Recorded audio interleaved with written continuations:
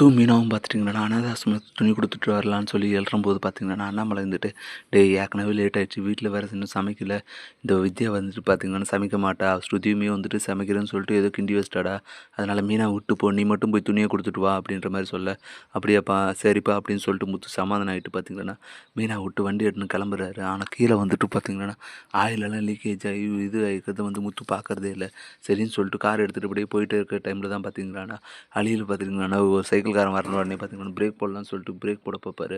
ஆனால் வந்துட்டு பிரேக் உள்ளாத்த உடனே முத்துவுமே வந்துட்டு ரொம்ப பதறி போயிடுறாரு. என்னடா இது பிரேக் உள்ள மாட்டேங்குது, ஐயோ என்னடா பண்ணுறது அப்படின்னு சொல்லிட்டு தட்டு தடு மாதிரி ஓட்டு போக எதிரில் வந்தவங்களெல்லாம் பார்த்தீங்கன்னா சமாளித்து அப்படி இப்படி வளைச்சி போயிட்டுன்னு இருக்காரு.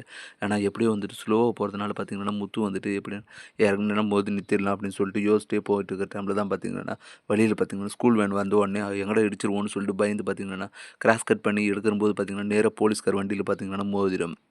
மோதிட்டு பார்த்தீங்கன்னா வண்டி கார் கல்லில் மாட்டியிருந்தனால பார்த்தீங்கன்னா வண்டி மூவ் ஆக பார்த்தீங்கன்னா அப்படியே தேஞ்சிட்டே வந்து ஸ்டாப் ஆயிரும்.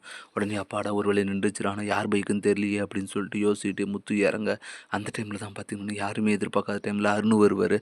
ஏன்டா ரவுடின்னு தெரியும், ஆனால் என் பைக்கவே இருக்கிற அளவுக்கு உனக்கு அவ்வளோ திமிரு ஆகிப்போய் அப்படின்னு சொல்லிட்டு பார்த்தீங்கன்னா அருண் வந்துட்டு முத்துவை பிடிக்க, சார் உங்களுக்கு வேணுமுன்னே யாரானு இடிப்பாங்க சார், வண்டியில் பிரேக் பிடிக்கல அதனால தான் வந்துட்டு ஸ்கூல் வேனில் இடிக்கூடாதுன்னு சொல்லிட்டு கட் பண்ணி வந்தால் தெரியாமல் உங்கள் பைக்கில் இடிச்சிட்டேன் சார், மன்னிச்சிருங்க சார் அப்படின்னு சொல்லி முத்து பார்த்தீங்கன்னா மன்னிப்பு கேட்க, இல்லை நீ வந்துட்டு வேணும்னு தான் அடிச்சிருப்ப, ஏற்கனவே எனக்கு வந்து என்ன கண்டா ஆகாது, இதில் வேணும்னே அடிச்சுட்டு இப்படியே வேறு சொல்கிறேன் நடரா ஸ்டேஷனுக்கு அப்படின்னு சொல்லிட்டு முத்து இழுத்துட்டு போக, சார் நான் தான் சொல்கிறேன் இல்லை வந்துட்டு பிரேக் பிடிக்காதனால தான் உங்கள் வண்டி மேலே மோதணும், நானாக வேணும்னே யாரான வந்து போலீஸ்கார் வண்டி மேலே மோதுறதுக்கு நான் என்ன லூஸா சார் அப்படின்னு சொல்ல, என்னடா ஓவராக பேசுகிறேன் அப்படின்னு சொல்லிட்டு அருண் பார்த்தீங்கன்னா முத்துவை பிடிச்சி இழுத்துட்டு போய் ஸ்டேஷனுக்கு போய் ஜெயிலில் தள்ளிடுறாரு.